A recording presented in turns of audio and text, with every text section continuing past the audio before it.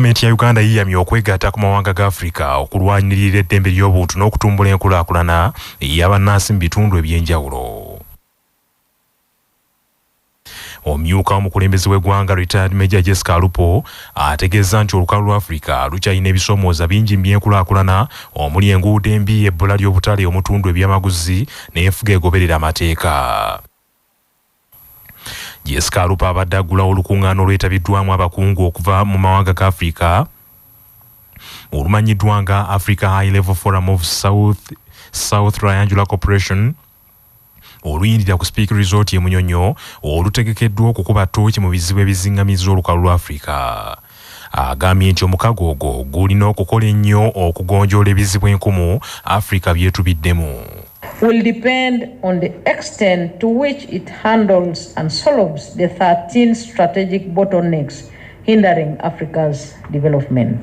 Ideological disorientation, interference with the private sector, underdeveloped infrastructure, weak state, fragmented markets, lack of industrialization and low value addition, underdeveloped human resources, underdeveloped agriculture, underdeveloped services sector, attacks on democracy and governance, and a non-responsive civil service. Akulira National Planning Authority Uganda Professor Pamela Mbabazi ategeezezza nti wakyaliwo ebisoomooza bingi era ebyetaaga okussaako amaanyi ku bikwatagana n'enkulaakulana mu Africa.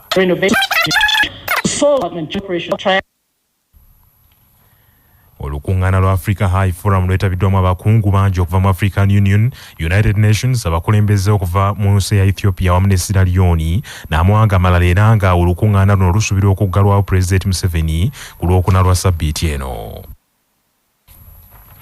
Obwakabaka bwa Buganda bufulumizza alipoota enzijuvu ekwata ku nkola ya lwalo lwange ey'omwaka ogwedde 2022 ng'eraze nti omwaka ogwo abantu ba Kabaka badduukirira emirimu gy'embuga n'ettu lya nsimbi akawumbi kamu aka Uganda n'ensimbi endala akakadde kamu. Enkola ya lwalo lwange yatandikibwa mu mwaka 2017 nga kwolwo yavaamu ensimbi obukadde 22. Mu mwaka 2018 yavaamu obukadde 414, omwaka 2019 yavaamu obukadde 515, omwaka 2020 n'evaamu obukadde 352, mu 2021 obukadde 654, ate olwo mu 2022 n'evaamu akawumbi kamu n'akakadde kamu. Ensimbi obukadde 6 zasaasaanyizibwa mu kulwanyisa obulwadde obwa mukenenya, obukadde 10 ne bugenda mu nnyumba eyamuzibwa Azaalampanga, ate obukadde 76 bwassiddwa ku nsawo y'Obwakabaka ey'ebyenjigiriza eya Kabaka Education Fund. Ensimbi endala obukadde 283 zasindikiddwa mu Mwanyi Terimba, obukadde 39 ne bugenda mu kusima enzizi ez'amazzi amayonjo, obukadde 71 ku kutambuza emirimu mu mbuga za Ssaabasajja Kabaka ez'amasaza n'eggombolola, okutegekera abantu ba Kabaka abajja ku mbuga za Ssaabasajja ez'enjawulo obukadde 210 n'obukadde 93 zissiddwa ku ggombolola n'amasaza. Bw'abadde awa alipoota ku mbuga ya Bulange Mmengo, mbuga enkulu y'Obwakabaka mu Bulange Mmengo, omumyuka w'okubiri owa Katikkiro Oweekitiibwa Robert Wagwansibirwa yeebazizza nnyo abaami ba Kabaka olw'akaweefube gwe batadde mu nkola ya lwalo lwange efudde Buganda amakula. Abantu ku lwabwe bakwata amafuta gaabwe, bakwata ensimbi zaabwe, ebiseera byabwe, ne bajja ku mbuga ne bagamba nti ssente ziizo mutambuze emirimu gy'abeene. Jjanjo beebaza. Abantu abo bwe Buganda bwennyini, be bantu abatabuuza nti Buganda ekoze eki, kubanga bo balina kye bakoze, kubanga bwe Buganda. Buganda si Mmengo. Buganda be bantu ayo bonna abawangalira mu Buganda n'abo abaagaliza Buganda ebirungi abawangalira obweru bwa Buganda. Jjanjo okwebaza Minisitule y'Egavumenti z'Ebitundu, Oweekitiibwa Kawuki ne Ssaabawolereza Oweekitiibwa Chris Bwanika wamu ne mukola nabo olw'omulimu ettendo gwe mukoze, kubanga kiraga bukulembeze. Jjana okwebaza board Majestic Brands. Minisita omubeezi wa gavumenti ez'ebitundu mu Bwakabaka Oweekitiibwa Joseph Kawuki ategeezezza nti abantu ba Ssaabasajja Kabaka ababeera e Bunaayira nabo basobodde okusima enzizi 670 era nga ziyambyeko okutaasa abantu ba Kabaka endwadde enkambwe eziva ku kugabana amazzi n'ensolo. Kaweefube ono atambudde enzizi esimiddwa ziri 671 mu kiseera kino n'endala zikyasimwa ate n'enzizi eswa mu 335 zimaze okubeera nga ziddaabirizibwa ng'eggwanika lya Buganda liri wamu ne Wheels of Life essaza lya Rocky Mountains, Colorado ne Denver mu America erikulemberwa ow'ekitiibwa Rayus Nasuna ng'ayambibwako omwami DC Kiyemba era ng'ensimbi abantu ba Kabaka bawangaalira eyo ebasonze mu kaweefube w'okuyambako abantu b'Omutanda.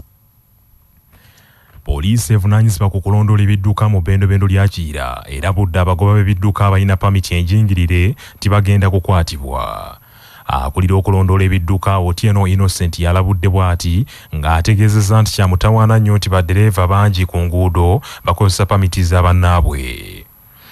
Era yeekokodde aba boodabooda bagambye nti basusizza emputtu buli kadde era nti bavuddeko obubenje obusinga obungi. Yagende mu kkomera obanga gwe oyagala kugenda mu kkomera gutamugenda okola pamiti erifoji okulabula njagala kola okulabula okulijjeno obubenje ndowooza mmwe ng'abamawulire muwulidde obubenje bungi naye abantu abasinga owulira omuntu nga mukulu ategeera bulungi akabenje nga kabaddewo n'anenya kisi mulala yenna naye n'atanenya oyo yennyini akozesa akabenje. Otieno era agenze okubyogera ng'abantu abasukka mu 7 be bakafiira mu bubenje obw'enjawulo obwagudde mu bitundu by'eggwanga mu ssabbiiti 2 zokka eziyize. Poliisi mu disitulikiti y'e Lukiga ekutte abantu 8 ku bigambibwa nti bamenye sitoowa omwabadde ebintu ebikozesebwa mu kuzimba layini z'amasannyalaze okuva mu disitulikiti y'Entungamu okuyita mu disitulikiti y'e Lukiga okutuukira ddala mu disitulikiti y'e Rubanda ebibalirirwamu obumbi n'obumbi bw'ensimbi. Ebigambibwa okubbibwa mulimu seminti wamu nga seminti asukka ensawo 14, emitayimbwa n'ebirala bingi. Abakwate kuliko Morini Nwamanya nga mutuuze ku kyalo Matambuka mu munisipaali y'e Kabale, Beatrice Tulyashemererwa ng'ono mutuuze mu tawuni kanso ey'e Muhanga, Ramadhan Nwamanya agambibwa okugula ebintu ebyo amanyire Apollo omusomesa wamu n'abalala 4 ababadde bazze okupakasa.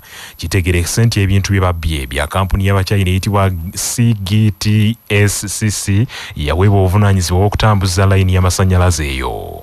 Kigambibwa nti abadde akoma sitoowa eyo yavaawo ng'atayogedde gy'alaga ne gye buli era talabwangako. Omwogezi wa poliisi mu bitundu ebyo Eri Mate agambye nti okunoonyereza kukyagenda mu maaso. That this operation will continue to assure that all those who are involved are brought to book. This will work as a deterrent measure to stop those others who are intending to do the same by sabotaging government programs, which we shall not allow. As I talk, inquiries are complete and they are more likely to appear before course of law on Wednesday the 18th. Banaffe n'ekyo ge mawulire ag'essaawa eno, nze Joshua Musaasizi Nsubuga.